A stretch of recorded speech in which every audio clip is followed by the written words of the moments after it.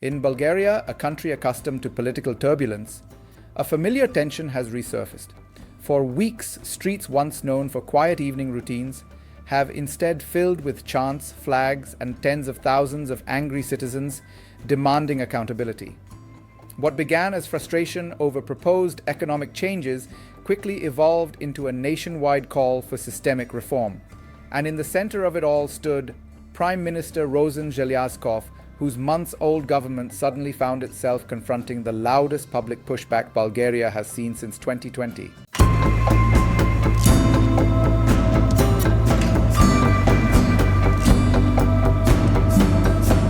This story unfolds at a moment of high stakes, just as Bulgaria nears its expected entry into the eurozone on January 1st. But before Parliament could vote on a no-confidence motion, the Prime Minister went on national television and announced that his government would step aside. His message reflected a recognition that public pressure had reached an irreversible point and that leadership, he suggested, must reflect the will of the population. Hours later, he reinforced the sentiment by noting that Bulgarians from many different backgrounds had joined together in the streets, creating a unified civic force that political leaders could no longer ignore. The demonstrations that preceded the resignation were not isolated events. For several consecutive weeks, crowds across Bulgaria had displayed rising frustration, culminating in a night that saw more than 100,000 people gather in Sofia alone, according to Bulgarian media analysis using drone-based crowd estimates. For a country of just under 7 million residents, the turnout represented a significant share of the population. The protesters' anger was triggered initially by the government's draft 2026 budget, which planned increases in taxes and social security contributions alongside expanded state spending. Economic experts had warned that Bulgaria, the European Union's poorest member state, must prepare carefully for its entry into the eurozone to prevent inflationary pressures. But critics feared the proposed budget would worsen existing hardships while masking deeper corruption problems. In interviews and on social media platforms, young adults, workers, and pensioners expressed similar sentiments: that corruption had persisted through successive administrations and that living costs were rising faster than wages. One common theme emerged: a sense that citizens were carrying the burdens of policies shaped without transparency or accountability. Within days, the government withdrew the controversial budget, but the protests did not cool off. Instead, they broadened. What started as economic frustration became a national referendum on trust in institutions, and public skepticism turned toward corruption allegations tied to influential political figures. Corruption has been a central issue in Bulgaria's modern political landscape. Transparency International's Corruption Perception Index has consistently ranked Bulgaria near the bottom among EU countries, and despite repeated calls for reform, public trust in state institutions has weakened steadily over the last decade.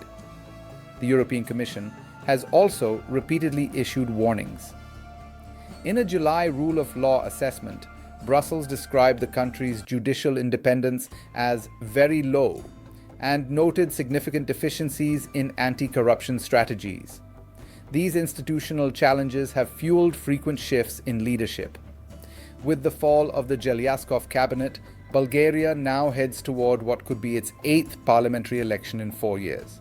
Analysts such as Dobromir Zhivkov, a director at the sociological agency Market Links, have argued that Bulgarian society is now united not around a specific political ideology, but against a broader model of governance. In his view, the rapid deterioration of trust in ministers and lawmakers reflects an institutional crisis rather than a partisan dispute.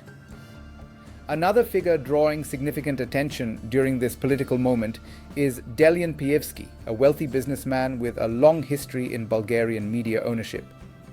Though now a politician leading the DPS, New Beginning Party, his influence extends far beyond parliamentary seats. Pievsky faces sanctions imposed by both the United States and the United Kingdom for alleged involvement in corruption, bribery and embezzlement. Allegations he denies. For many protesters, Pivski symbolizes the entanglement of business interests and political power that they believe has distorted Bulgaria's governance. Critics argue that his party's support for the Zhelyazkov government helped shape policies viewed as favoring oligarchic interests over public welfare. Although his influence has been contested for years, the current wave of demonstrations brought renewed focus to his role in national politics. Adding to the pressure, President Rumen Radev, known for maintaining relatively warm ties with Moscow, made his own call for the government to step down. In comments posted online, he framed the standoff as a choice between public sentiment and what he described as entrenched interests. As head of state, Radev now holds responsibility for initiating the next steps in forming either a new coalition or an interim government. Given the fragmented nature of the current parliament, analysts believe that attempts to assemble another ruling coalition are unlikely to succeed. If negotiations fail, President Radev will appoint a caretaker cabinet to oversee governance and prepare the path toward another national election. Bulgaria's political instability occurs against a backdrop of larger economic and geopolitical concerns. Entering the eurozone requires meeting a series of financial criteria involving inflation control, deficit limits, and currency stability. Ordinary citizens fear that euro adoption could trigger price hikes similar to those seen in other EU countries transitioning from national currencies. Inflation in Bulgaria has been volatile since 2021, driven by global energy fluctuations, local production costs, and broader European economic challenges. With approximately 22% of Bulgarians at risk of poverty or social exclusion, according to Eurostat, many view economic policy through the lens of personal survival rather than macroeconomic planning. This combination of uncertainty and skepticism contributed to the explosive reaction to the budget proposal. Even after its withdrawal, protesters remained unconvinced that the government could deliver effective reforms without addressing entrenched corruption. The resignation of Rosen Zhelyazkov represents another chapter in Bulgaria's ongoing political volatility. His government, formed in January as a coalition led by the GERB party under former Prime Minister Boyko Borisov, was already fragile. GERB had won the previous election, but without a decisive majority, leading to a minority government reliant on shifting alliances. For many observers, this instability is symptomatic of a deeper structural challenge. Bulgarian politics are characterized by short-lived governments, ideological fragmentation, and persistent public disillusionment. Since 2020, major protests have toppled administrations, derailed budgets, and reshaped political alliances, yet widespread corruption remains a dominant concern. The upcoming months may determine whether Bulgaria can break this cycle or whether the country will continue to experience leadership turnover that prevents long-term planning.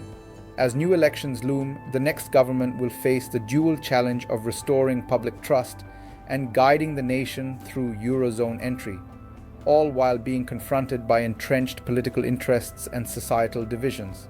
For now, the streets have quieted, but the underlying tensions remain unresolved.